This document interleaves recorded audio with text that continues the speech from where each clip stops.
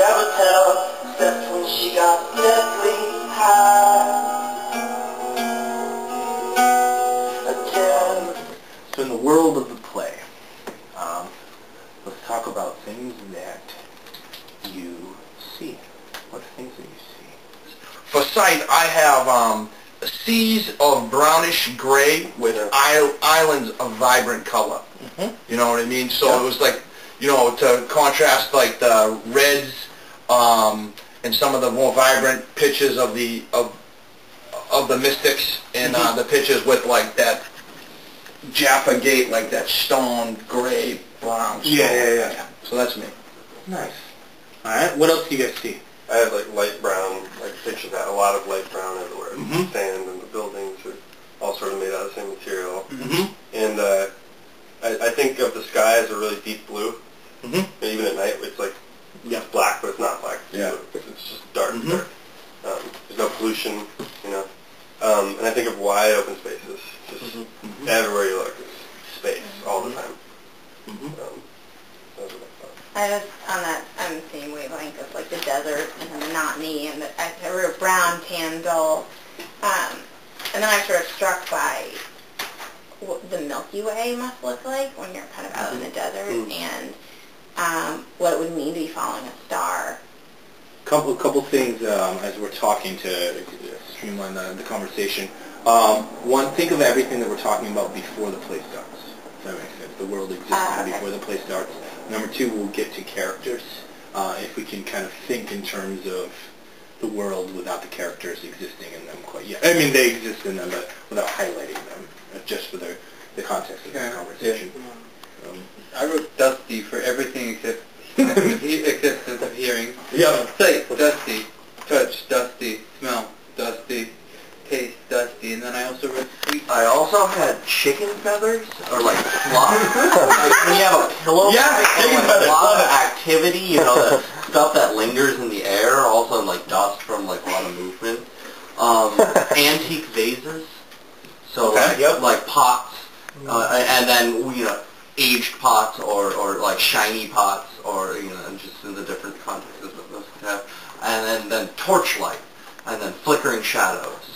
And the fact that no electricity, the illumination, I could think was the side thing. So the twilight, you know, seeing by the stars, you know, or seeing by a torch. Say words. Don't. You don't have to tell us why.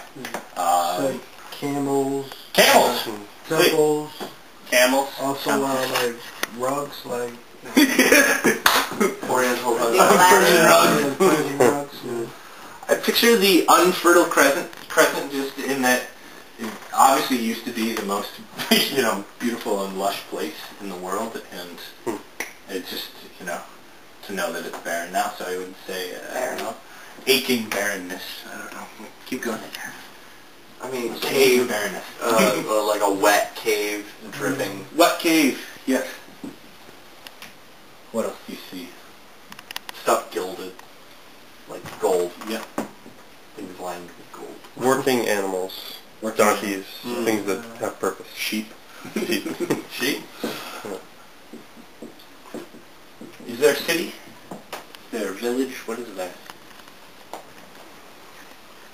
I had your marketplace image and I had definitely the marketplace image. Yeah, I see like that the civilization's just sort of sprouting out of nowhere, like you just come up over a bend and then all of a sudden like you hadn't seen anything for days and then just like I imagine they're kind of magnificent to look at, like just huge expanse, because they don't build them very high. They just spread it out. I think you're touching on kind of a major theme of sort of the sparseness, the sense of place, of if you get to a place, it's extremely important, and if you get to contact, because the world is so wide open.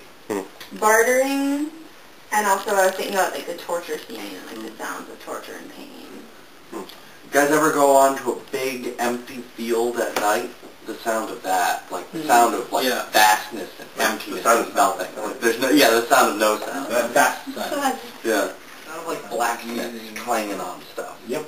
Work, The sound of marketplace. Yeah. You know, probably chanting too. There's like at this time in the Middle East, how many religions are going on right now? You know what I mean? It's kind of a big deal to be worshiping shit over there. So.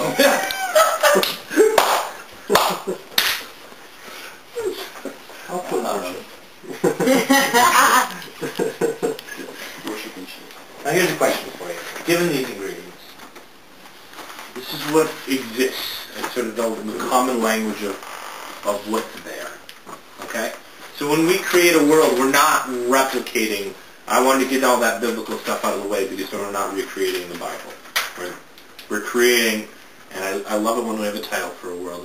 What's our world called? Does anyone want to? Can't call it since we have one. What do they say in there? Like Flumburia. Flumburia. All right. So, welcome to Flumburia. That's my name. How do you spell that? Flomburia. That's why I didn't do the right, because my came first.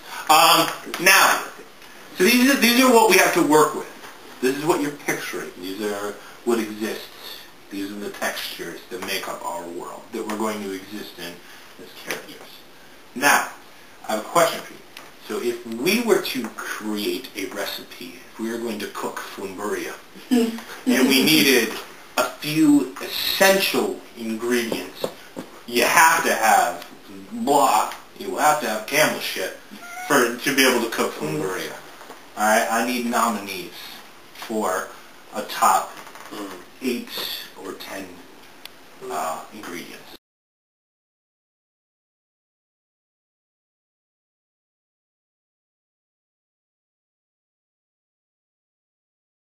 And there's something as you as actors, we all have these 10 ingredients, and it's sort of every day when you come to rehearsal, take out your notebook before this part of your warm-up routine. Look over that list, feel that, think about that texture, get that in your muscle memory. As if every day we all are looking at these 10 things that exist.